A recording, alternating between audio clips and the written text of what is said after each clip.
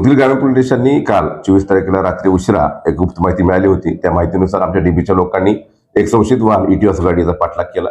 त्याच्यामध्ये आमच्या लोकांनी जेव्हा ती गाडी संशयित कार थांबवली, 2 वाहनं आमच्या अडवून आणि त्यामध्ये एक आरोपी ताब्यात घेतल्यानंतर पाहणी केली असता सदर वाहनामध्ये जवळपास 2.5 लाखाचा विमल गुटखा आणि इतर तंबाखूजन्य पदार्थ असे 3 लाखाचा जवळपास गुटख्याचा मुद्देमाल आम्ही जप्त केलेला आहे.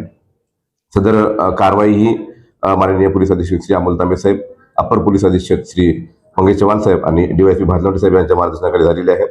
यामध्ये आमच्या डीबीचे अंमलदार श्री राम बोनसडे, नामदेव चेवले, डेबेटवार, नारागुडे, गोरपडे या लोकांनी या ठिकाणी मेहनत घेतलेली आहे आणि सध्या याच्यामध्ये गुन्हा दाखल करण्यात आलेला आहे 94/20 प्रमाणे आणि एक आरोपी सध्या अटक करण्यात आलेला आहे. त्या सदर आरोपीची PCR घेऊन आम्ही त्यामध्ये कसून चौकशी करत आहोत.